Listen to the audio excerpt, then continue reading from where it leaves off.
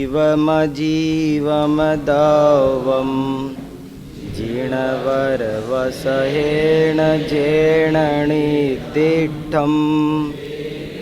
देविन्दविन्दवन्दं वन्दे तं सौवदा शिरसा वन्दे तं सौवदा शिरसा।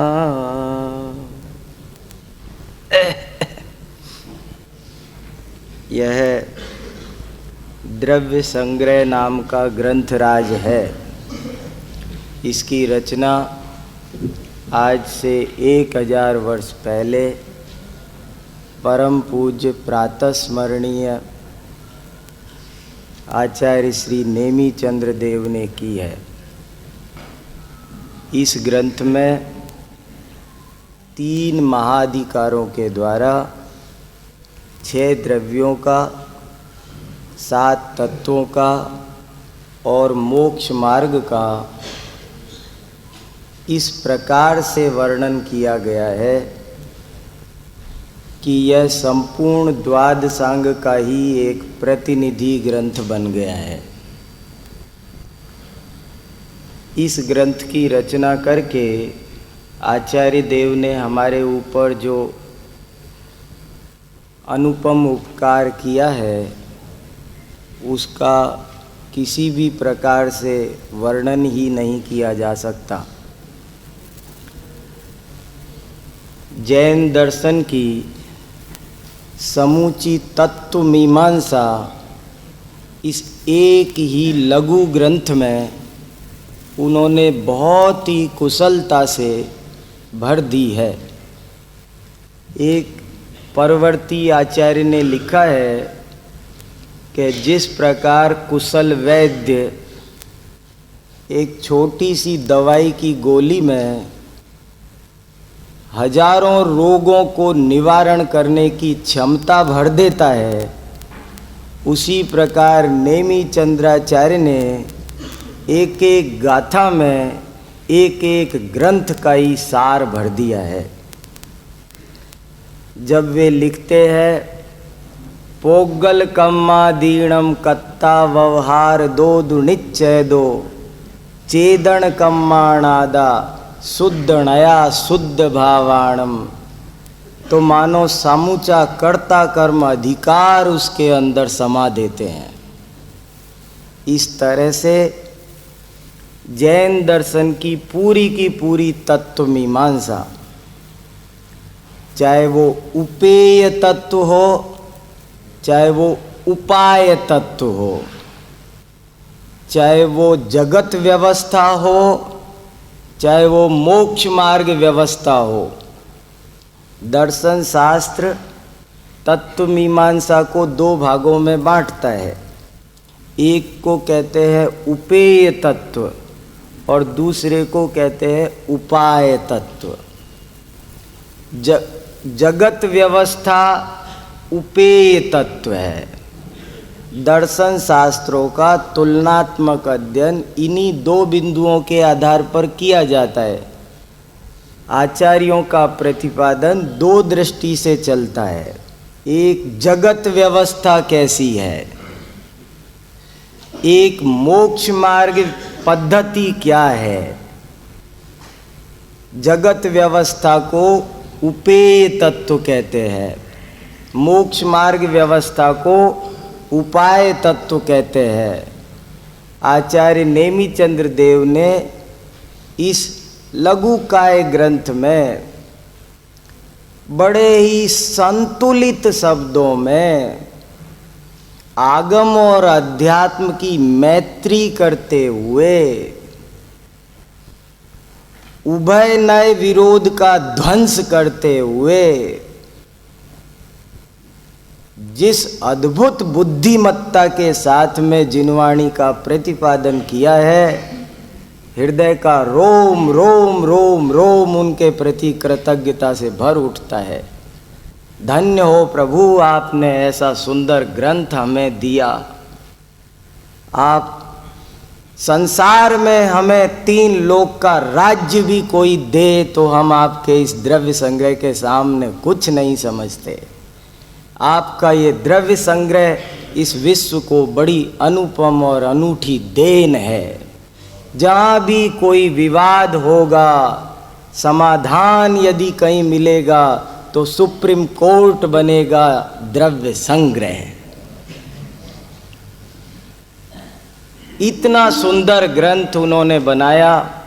मैं तो इसकी एक एक गाथा पर ही सामायिक करता रहता हूँ। एक गाथा लेता हूँ, 1 घंटे पद्मासन लगा के चिंतन करता हूँ। ऐसा लगता है कामधेनु दूध देती जा रही है, देती जा रही है, देती जा रही है, खत्म ही नहीं हो रहा है। ऐसा लगता है कि इस चिंतामणि में कितना भरा है, इस कल्प वृक्ष में कितना भरा है। एक एक गाथा मुझे कल्प वृक्ष से भी बड़ी दिखाई देती है। मुझे बारंबार एहसास होता रहता है, संकल्प्यम कल्प वृक्षस्य चिंत्यम चिंतामणेरपि असंकल्प्यम अचिंत्यम फलम धर्मादवाप्यते। जांचे सुर तरु दे सुख चिंतत चिंता रैन, बिन जांचे बिन चिंतए धर्म सकल सुख दे। ऐसा ये अद्भुत ग्रंथ है। कमी हमारी ही है जो हम इसकी अद्भुतता को नहीं समझ पा रहे। हमें इसको महत्व देना होगा। दर्जी को हीरा मिला सुई पोवना नाम।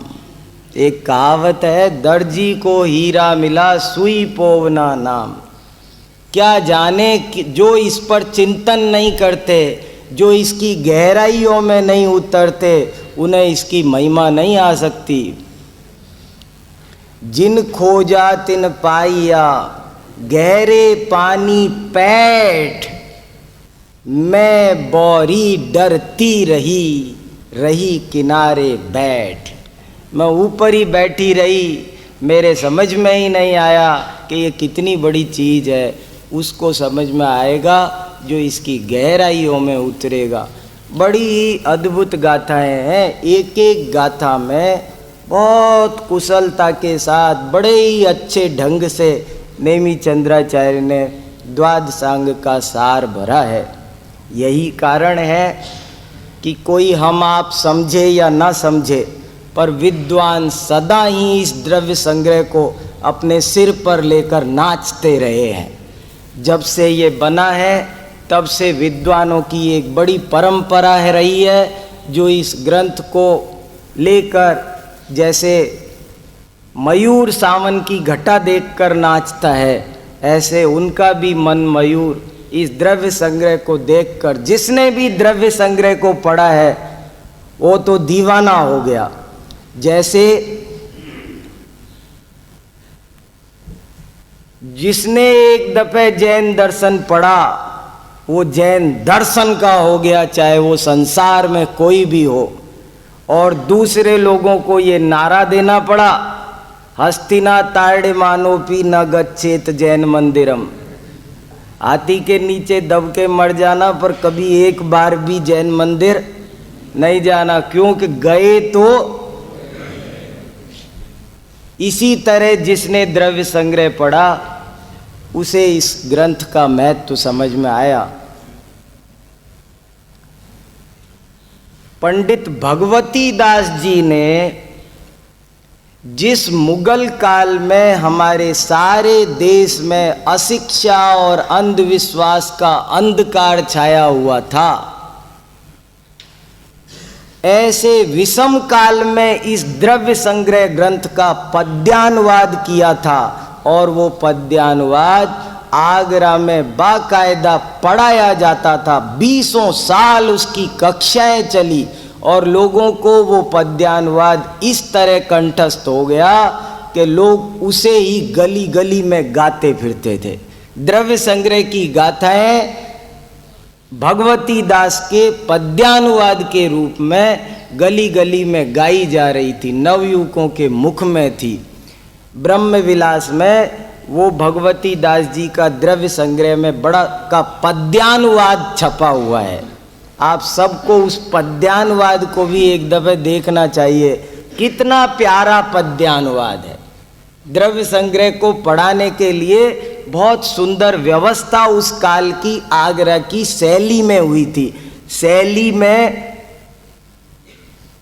दंत्य स का प्रयोग है, तालव्य स का नहीं, याद रखना। भाषा शैली वाला शैली नहीं बोल रहा हूं मैं, दंत्य स वाला है। उस समय शास्त्र सभाओं को शैली कहा जाता था और इस ग्रंथ के माध्यम से जैन दर्शन और जैन तत्व ज्ञान का बोध नए नए लोगों को कराया जाता था।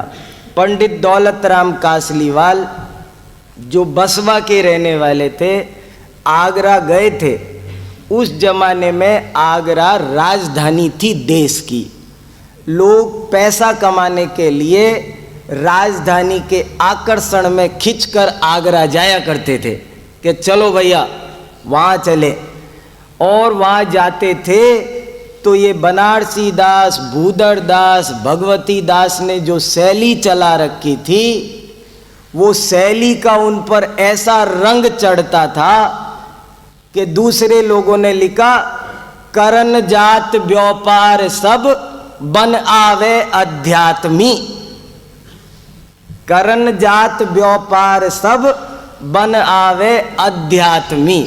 इतनी सुंदर शैली जिस ग्रंथ के आधार से चल रही थी, वहाँ उस ग्रंथराज का नाम भी द्रव्य संग्रह ही है।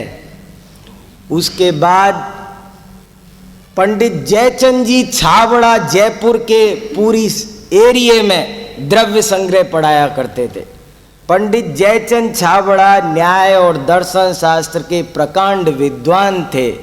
प्रमेय रत्नमाला की जो वचनिका उन्होंने लिखी है, वो वचनिका के आधार पर ही आज हम और आप हीरालाल जी और रमेश चंद जी आदि की प्रमेय रत्नमाला पढ़ रहे हैं। हमें पता ही नहीं, बहुत से विद्यार्थियों को पता नहीं। मैं कल पीयूष जी बैठे थे, चर्चा हुई, कहने लगे क्या बता रहे हैं आप, प्रमेय रत्नमाला पर पंडित जयचंद छाबड़ा ने वचनिका लिखी है। मैंने कहा प्रमेय रत्नमाला का पहला हिंदी अनुवाद किसी शख्स ने किया है तो उस व्यक्ति का नाम है पंडित जयचंद छाबड़ा। संस्कृत से सीधा अनुवाद करने की कैसी गजब की क्षमता उस आदमी में होगी, कितना दर्शन, इतर दर्शनों का भी उसको कितना गूढ़ ज्ञान होगा। और वो पंडित जयचंद छाबड़ा सारे देश में नहीं, सारे विश्व में यदि अध्यात्म की उस काल में दो शैलियाँ चलती थी तो एक आगरा की शैली कहलाती थी और दूसरी ये जयपुर की शैली, जिसे किसी ने सांगानेर शैली कहा है और किसी ने आमेर शैली कहा है। इन दो शैलियों ने पाकिस्तान के मुल्तान तक, चाइना तक, भूटान तक हलचल मचाई थी। इन शैलियों का ही ये प्रताप था। और उस काल में जब आज जैसा मीडिया नहीं था। आज इतना बड़ा भारी मीडिया होते हुए भी हम ऑनलाइन प्रवचन की व्यवस्था कर सकते हैं, तब भी हम वो काम नहीं कर पा रहे जो काम शायद उन लोगों ने कितनी शक्ति के साथ में, कितनी अद्भुत करुणा बुद्धि और श्रमशीलता उनके अंदर होगी कि उन्होंने ये काम किया। पंडित जयचंद छाबड़ा न केवल द्रव्य संग्रह को पढ़ा रहे थे, इतनी जबरदस्त मांग थी उनके द्रव्य संग्रह की कि उन्होंने उस द्रव्य संग्रह को पढ़ाने सब जगह नहीं जा पाते थे। लोग बुलाते थे आओ, मगर जा नहीं पाते थे, संसाधन भी नहीं थे। तो लोगों के निवेदन पर निवेदन इतने जबरदस्त थे कि पंडित जयचंद छाबड़ा ने द्रव्य संग्रह की वचनिका भी लिखी है। पंडित जयचंद छाबड़ा की द्रव्य संग्रह की वचनिका आप पढ़कर देखिए, कितने सुंदर ढंग से उन्होंने एक एक गाथा की व्याख्या भी की है।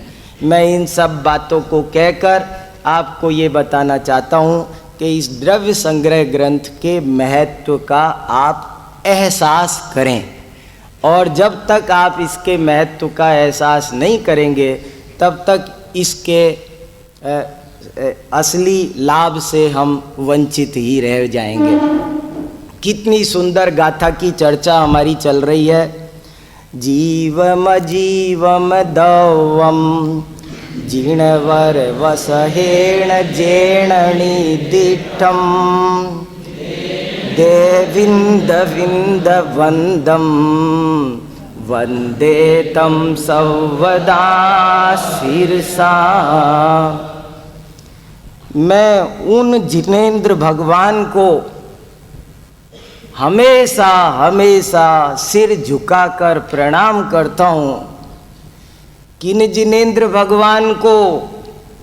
जिन्होंने ये समझाया कि इस जगत में दो द्रव्य हैं, इस जगत में दो द्रव्य हैं, एक का नाम जीव और दूसरे का नाम अजीव। जिन्होंने दो द्रव्यों की भिन्नता समझाई, जिन्होंने मुझे दो द्रव्यों की स्वतंत्रता समझाई, मैं उन जिनेंद्र देव को हमेशा हमेशा सिर झुकाकर भक्ति पूर्वक प्रणाम करता हूँ। क्योंकि ये दो द्रव्यों की भिन्नता जानना ही सुख शांति का उपाय है। ये दो द्रव्यों को मिलाना यही सारे विसंवाद की जड़ है। एयत्र निश्चय गदो समो सवत सुंदरो लोए, और बंद का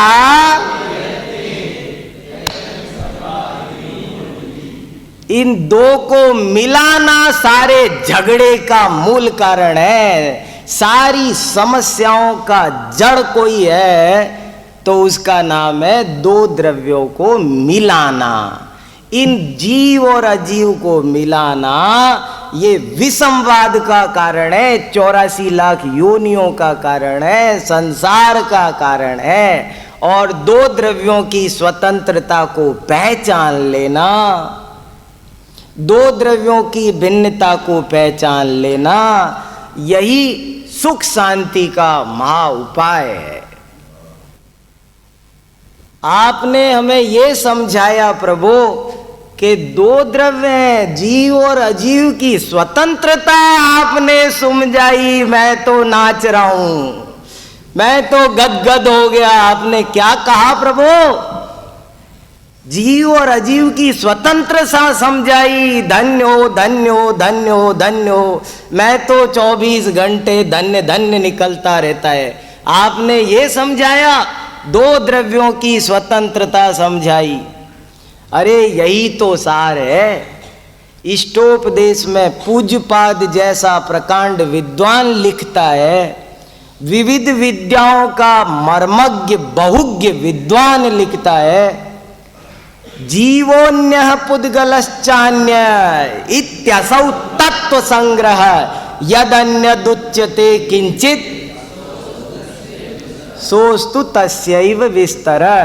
जीव जुदा पुद्गल जुदा, यही तत्व का सार, और कछु व्याख्यान जो याही का विस्तार। जीव जुदा पुद्गल जुदा, यही तत्व का सार, बाकी जो व्याख्यान है याही का विस्तार। मैं इसी में से निमित्त उपादान, इसी में से क्रमबद्ध पर्याय, इसी में से सारी तत्व ज्ञान की सारी बातें मैं इसमें से समझूंगा। जीवम अजीवम दवम, इसमें से समझूंगा मैं तो। यही है छोटी सी चिप जो मेरे को सारा खोल के दे देगी। यही एक क्लिक करते जैसे सब खुल जाता है भंडार, ऐसे जीवम अजीवम दवम को क्लिक करो और नमस्कार का हेतु क्या? पूरा जैन दर्शन का भक्ति पूजन सिद्धांत क्या, सब इसमें भरा पड़ा है। सारे प्रश्नों के उत्तर इसमें से दो। जैसे ब्रह्मचारी रायमल जी ने लिखा, हम पंडित टोडरमल जी सु मिले सिंघाड़ा नगर में जाए के, सो हमने उनसु अनेक प्रश्न किए, सो उन सबन का उत्तर वे एक गोमठ सार ग्रंथ की साक्षी सु देते भये। जिस गाथा पर वो वचनिका कर रहे थे उसी के आधार से उन्होंने पूछो जितना पूछना है। कहने का अर्थ ये, जिन वचन में एक एक जिन वचन में जिनवाणी के एक एक वाक्य में समस्त समस्याओं के समाधान निहित है। आवश्यकता सिर्फ उस पर चिंतन मनन गहराई से मंथन की होती है। हम उसको करने की थोड़ी अपनी आदत डालें। जब तक हमारी आदत ऐसी नहीं बनेगी तब तक उसमें से मर्म नहीं निकलेगा। प्रणाम का, पूजा का, भक्ति का क्या कारण है, क्या प्रयोजन है, क्या हेतु है, क्यों नमस्कार करता हूं, ये बताया इसलिए नमस्कार करता हूं। बताया, कुछ दिया बांटा, कोई मंत्र तंत्र कुछ और कुछ दिया, चमत्कार कुछ टोना क्या दिया, कुछ बेटा बेटी दुकान व्यापार मकान क्या दिया, क्यों नमस्कार करते हो? बोले हमें ये बताया कि जीव अलग है और अजीब अलग है। देखो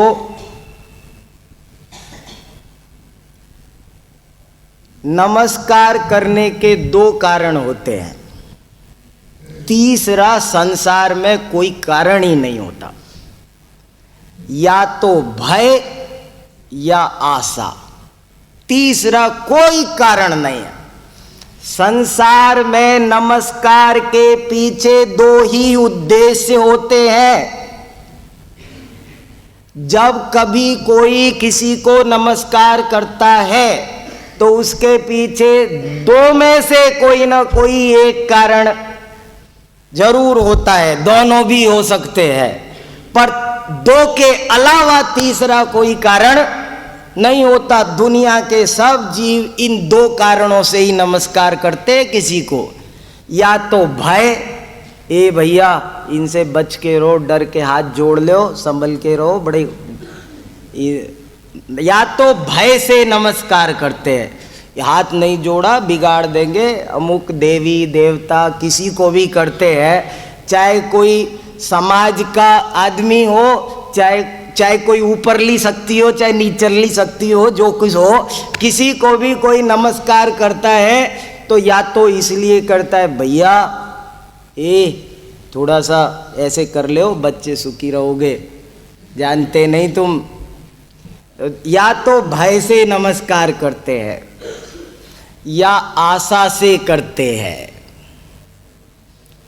इन्हें नमस्कार करो, कहाँ से कहाँ पहुँच जाओगे, बहुत बड़े आदमी हैं, ये करवाए, बड़ो बहुतों का जीवन बना दिया है। हाँ, सब समझो तरीके से। ऐसे करके नमस्कार करने के दुनिया में दो ही कारण है, भय या आशा। मगर जो आत्मार्थी होता है, मगर जो दार्शनिक होता है, मगर जो हमारे जैनाचार्य हैं, वो कहते हैं मेरा मस्तक मैं किसी को न भय से झुकाऊंगा और न आशा से, मुझे किसी का डर नहीं। हे भगवान, मैं आपको इसलिए नमस्कार नहीं करता कि तुम मेरा कुछ बिगाड़ दोगे, मैं डरता नहीं हूं आपसे, मैं किसी से डर के नमस्कार नहीं करूंगा, और मुझे तीन लोक में कुछ नहीं चाहिए, मुझे कोई आशा भी नहीं है। मैं न आशा से नमस्कार करूंगा न भय से नमस्कार करूंगा। मगर आपने मुझे ये इतनी अच्छी बात बताई देखो, नमस्कार का दुनिया में दो मनोविकारों के प्रतिनिधि हैं ये दो, एक का नाम भय और एक का नाम आशा। समंत भद्राचार्य ने स्वयंभू स्तोत्र में इस बात को बहुत अच्छे से कहा है। बिभेति मृत्योर्न ततोस्ति मोक्ष नित्यं शिवं वाञ्छति नास्य लाभ तथापि बालो भय कामवश्यो व्रता स्वयं तप्यते इत्यवादी। स्वयंभू स्तोत्र का पाठ करते करते याद हो गए ये। बिभेति मृत्योर्न ततोस्ति मोक्ष, ये जीव मृत्यु से रात और दिन डरता रहता है, पर क्या मृत्यु से बच पाता है? इसका डरना कुछ काम का है कि बेकार है? बहुत डरता रहता है, ये हो जाए तो वो हो जाए तो ये हो जाए तो वो हो जाए, तो डरता रहता है। मगर इसका डरने से कुछ होता है फायदा? खूब डरता रहता है, जबकि इसका डरना बिल्कुल व्यर्थ है। ऐसे ही नित्यम शिवम वांछति नास्य लाभ, और 24 घंटे कुछ ना कुछ चाहता रहता है, ऐसा हो जाए वैसा हो जाए, ये मिल जाए वैसा हो जाए, मेरे साथ ऐसा हो तो बढ़िया रहे, क्या क्या चाहता है। मगर इसके चाहे कुछ होता है? इसकी चाह भी, इसकी आशा भी व्यर्थ है और इसका भय भी व्यर्थ है। तथापि बालो भय काम वश्यो, तो भी ये अज्ञानी 24 घंटे भय और काम की अग्नि में वृथा स्वयं तप्यत, 24 घंटे जलता रहता है, जलता रहता है, जलता रहता है। या तो भय से जलाता रहता है 24, ऐसा नहीं हो जाए, ऐसा नहीं हो जाए, ऐसा नहीं, डरता रहता है, मरता रहता है 24 घंटे। और या फिर ये मिल जाए, वो मिल जाए, ये मिल जाए, कुत्ते की तरह दुम हिलाता रहता है। क्या है, क्या चाहते हो?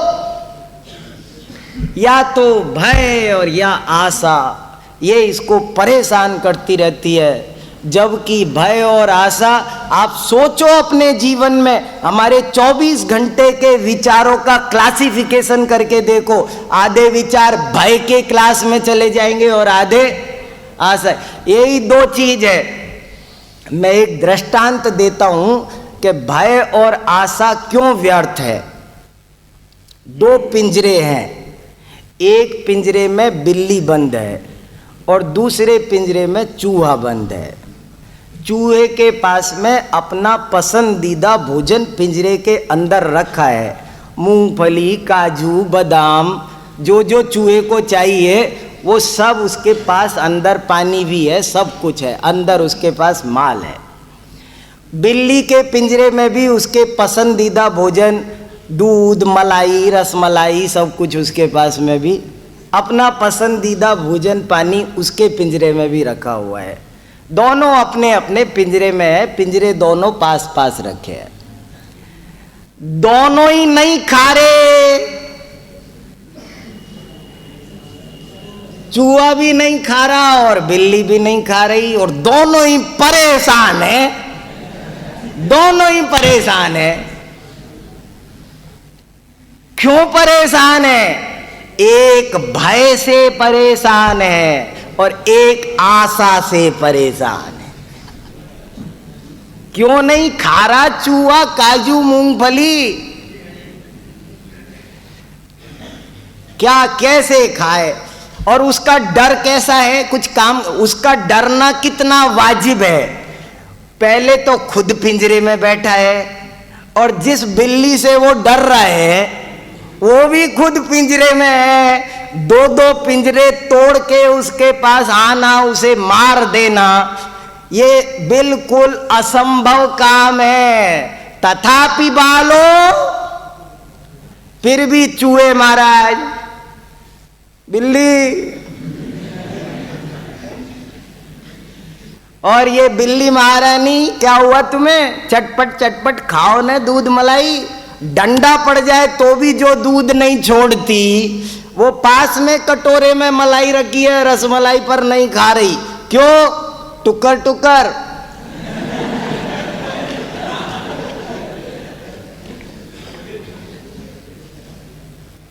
ये जैसे चूहे का भय व्यर्थ है, निरर्थक है, जैसे बिल्ली की आशा व्यर्थ है।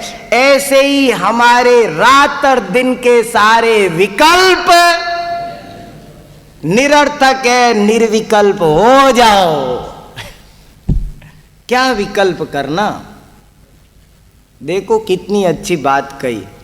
जीवम जीवम दवम जिणवर वसहेण जेणनि दिट्ठम देविंद विंद वंदम वंदे तम सवदा सिरसा।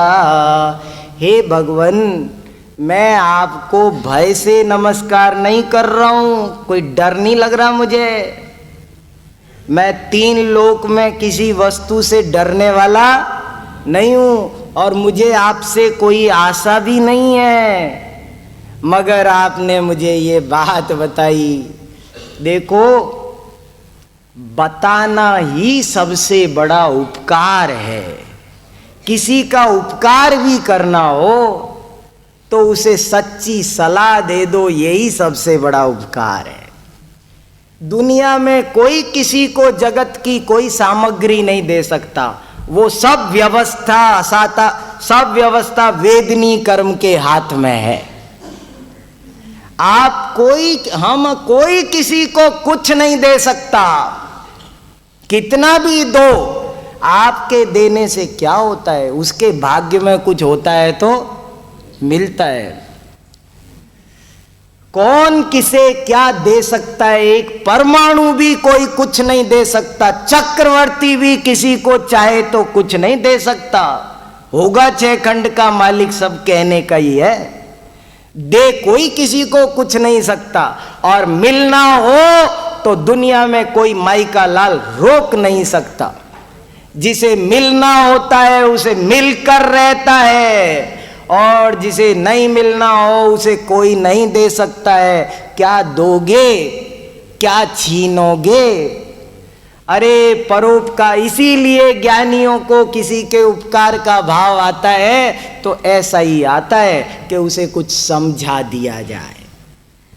सन्मार्ग दिखाने से बड़ा उपकार तीर्थंकर आदि भी ऐसा ही उत्तम उपकार करते हैं।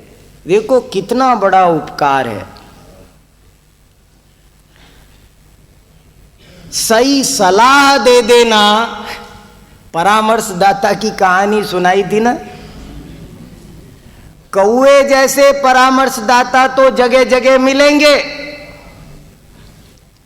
ऐसी सलाह देने वाले कि जिससे दिमाग अशांत हो, जिससे आरंभ परिग्रह बढ़ाने की सलाह देने वाले लोग तो आपको जगह जगह मिलेंगे। किसी के पास बैठना खतरे से खाली नहीं है। लोग हमारे घर आते हैं, बैठते हैं, हम उनको चाय पानी पिलाते हैं, स्वागत करते हैं, मिठाई खिलाते हैं, और वो हमारे दिमाग में कूड़ा करकट भर जाते हैं। ये कर लो ना, वो कर लो ना। आपने एसी नहीं लगाया अभी तक, अब तो लगा लो। आजकल तो ठीक है। सलाह तेरे से किसी ने पूछी थी सलाह? आप ये गाड़ी बदल दो ना, नया मॉडल आया है वो। तुमसे किसी ने पूछी थी? शांति से बैठे हुए देखा नहीं जा रहा तुमसे।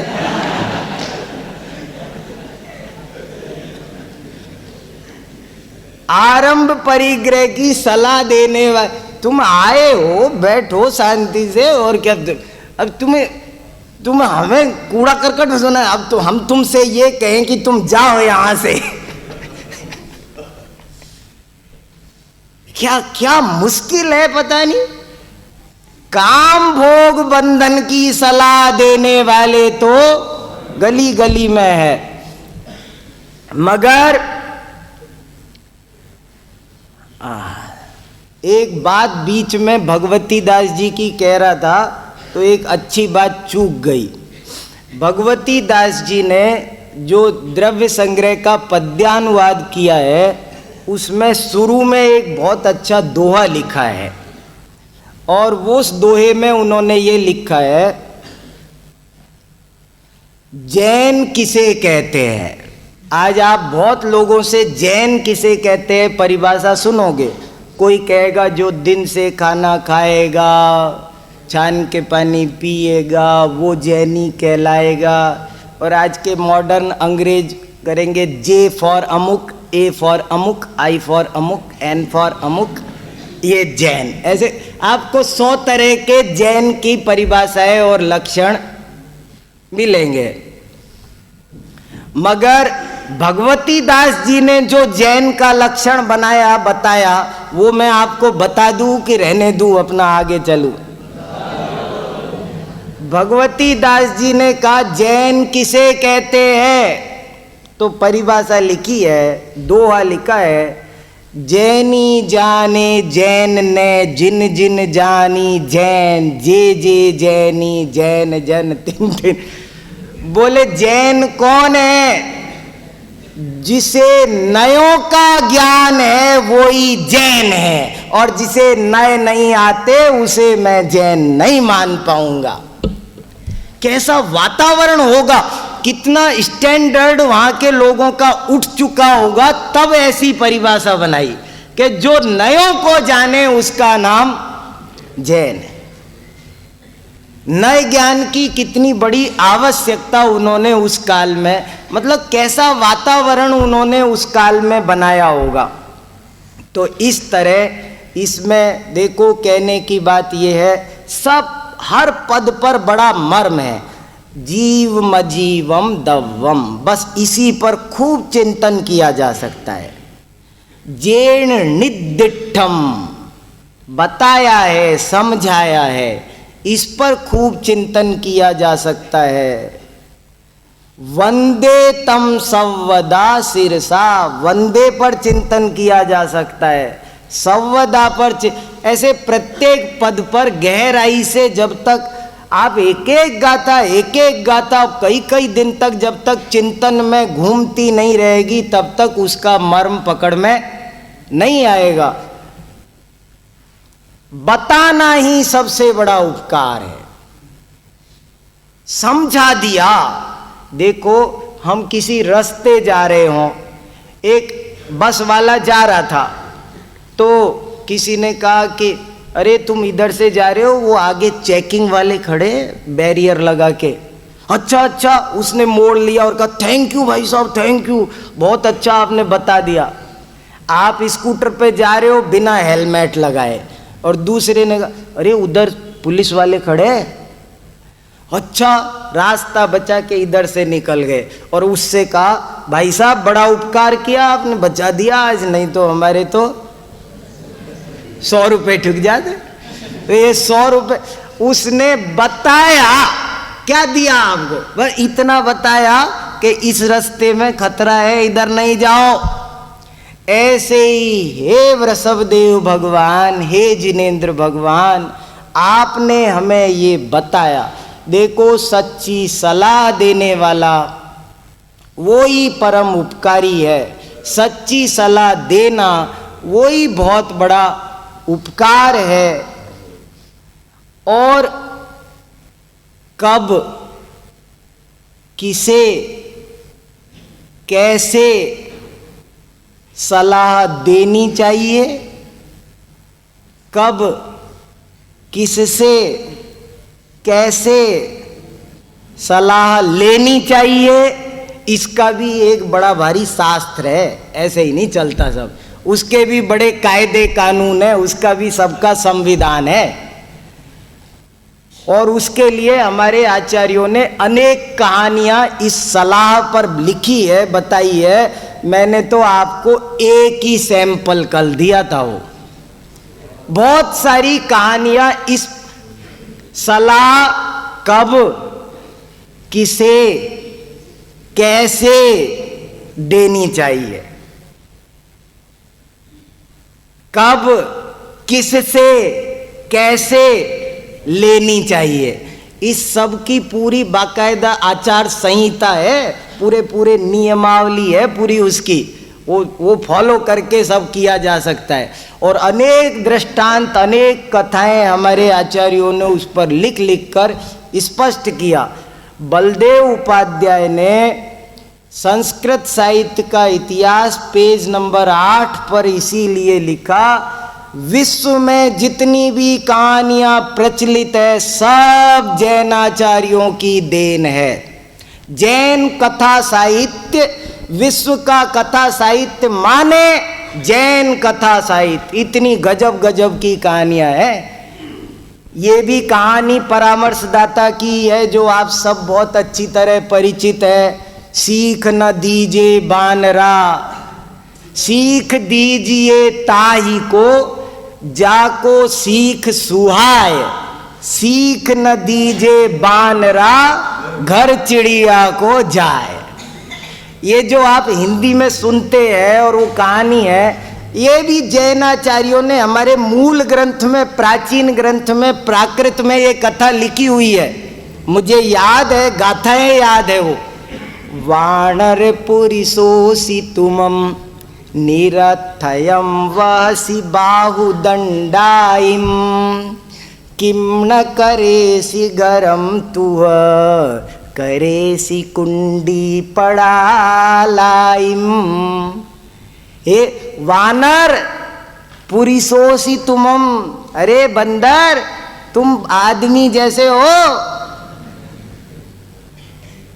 निरथय वानर पुरिशोषि तुमम निरथयम वहसि बाहुदंडाइम। अरे तुम्हारे अच्छे 2 बाहुदंड है, ये क्या निरर्थक है, फालतू ही ढोरक है। मेरे तो है भी नहीं हाथ। किम न करेसी घरम तुम, अरे एक छोटा सा घर क्यों नहीं बना लेते। करेसी कुंडी पड़ा लाइम, क्या कुटर पुटर कर रहे हो। किसने सलाह दी? बया ने चलते रास्ते को, चलते बंदर को सलाह दी उसने। और बंदर कहता है, अब पूरी गाता है, नहीं सुना था। बोले क्या? अच्छा अभी बताता हूं। तो किसी को भी सलाह नहीं देनी चाहिए, किसी को भी उपदेश देना खतरे से खाली नहीं है। अच्छा भी मुनिराज के पास जंगल में जाए भटकता भटकता, हाथ जोड़ के 100 बार मिन्नतें करे, विनती करे, तब ये तत्व ज्ञान का वो उपदेश देते हैं। जीवम जीवम दव, ऐसे ही थोड़ी बोल देंगे वो। खूब अनुनय विनय करो तब उनके मुंह से आवाज निकलती है, न विहो दिया पमतो। बहुत विनय से, किससे कब किससे कैसे सलाह लेनी, इसका बड़ा ही पूरा नियम है। कभी भी किसी को कोई भी सलाह देना, कभी भी किसी से कोई सलाह लेना, कहना, तरीक, उसके सबके बड़े बारीक नियम हैं। पर देखो बताना ही उपकार है। देखो चिड़िया ने क्या फालतू में, इसीलिए नियम सार में लिख दिया, जो निधि पाकर निज वतन में गुप्त रह जन भोगते। अरे ये तत्व ज्ञान तुम्हें मिला है, किसको बताने के चक्कर में पड़े हो तुम? किसको बताने के चक्कर में पड़े हो? चुप बैठो और अपना भोग करो, मस्त हो जाओ। अरे सुधारक जगत के चिंता मत कर यार, तेरा मन ही जगत है, पहले इसे सुधार। किसको उपदेश देना? किसी को उपदेश की कोई जरूरत नहीं है। जिसे जरूरत होगी सब उसकी काल लब्धि आई होगी तो मिल जाएगा, तुम चिंता नहीं करो। तुम्हारे देने से उसको मिलने वाला, तुम अपना उपकार करो। आदहिदम कादवम, कितना उपदेश दिया सुंदर।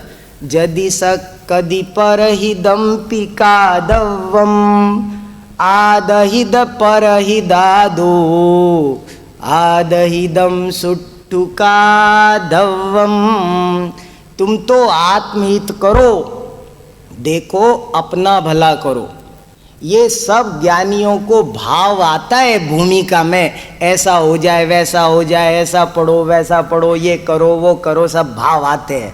बाकी ये सब भाव नपुंसक है, इनके होने से कुछ होता जगत में हमारे भावों से कुछ होता जाता नहीं है। इसलिए क्या किसे सलाह देनी, दुनिया में कौन मानता है, कौन सुनता है, कौन समझता है। मुझे महाभारत का एक प्रसंग, एक घटना अच्छी लगती है, उसे सुना के बाद पूरी करता हूँ और सब बातों को अब विराम दे देता हूँ। कुछ कहानियाँ आई थी उन्हें भी कह देता हूँ, तुम बैठो अभी शांति से, और महाभारत का वो प्रसंग सुना के अपनी बात पूरी करता हूँ। श्री कृष्ण चाहते थे कि महाभारत ना हो, ये युद्ध ना हो, और वो इसके लिए बहुत प्रयत्नशील थे।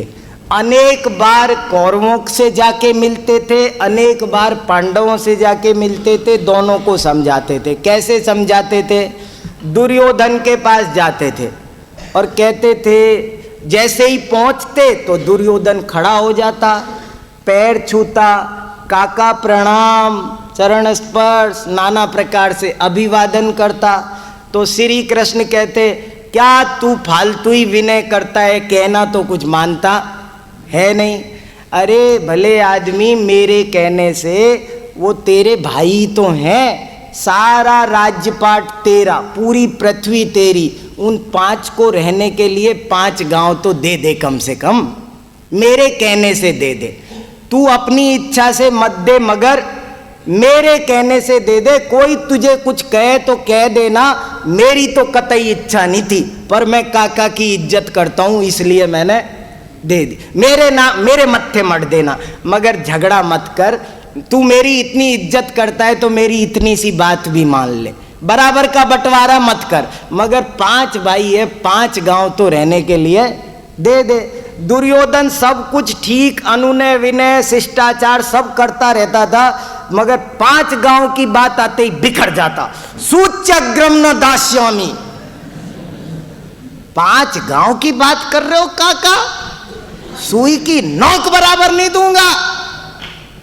बिखर, अरे भैया शांति शांति शांति, बिखर जाता, नहीं मानता कतई, सब इज्जत सब वह ना, सुई की नोक बराबर नहीं दूं, 5 गांव की बात कर रहे हो। फिर वो जाते युधिष्ठिर, पांडवों के पास में जाते श्री कृष्ण और कहते, अरे युधिष्ठिर, मूर्ख को थोड़ी समझाया जाता है, समझदार को ही तो समझाया जाएगा, वो तो पागल है। तुम क्यों पागल के साथ पागल बन रहे हो? अरे तुम्हारा बंटवारा तो फिर भी नहीं हुआ, 5 गांव लेके कौन से बड़े बन जाओगे? 5 गांव क्या छाती पे लेके जाओगे? क्या करोगे? जिनके पास में 1 गांव 5 गांव नहीं है, क्या वो इस धरती पर जी नहीं रहे? तुम भी जी लेना शांति से, तुम समझदार हो, क्या 5 गांव मांगते हो, छोड़ो भी। तो युधिष्ठिर बिखर जाता, नहीं हम कोई वो नहीं है, हमने चूड़ियां थोड़ी पहन रखी है, बता देंगे उसे, अपने आप को ज्यादा ही बड़ा समझता है, 5 गांव तो लेके रहेंगे। अरे भैया बड़ी मुश्किल है।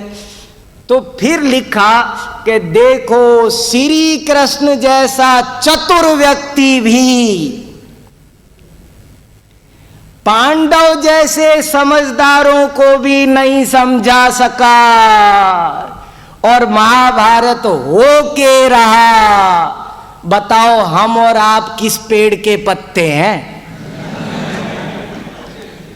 मैं ये नहीं बोल रहा किस खेत की मूली हैं, काहे को मूली का नाम लेना, हम किस पेड़ के पत्ते हैं। तो इसलिए ज्यादा किसी को समझाने के चक्कर में पड़ना बड़ा खतरनाक है। समझाने के चक्कर में पड़ना छोड़कर समझने के प्रयत्न में अगर हम रहे तो ये आचार्यों की बात हमारा कल्याण कर सकेगी। हम सबको जीव अजीव की भिन्नता भली भांति समझ में आए। मैं इसी मंगल कामना के साथ अपनी बात को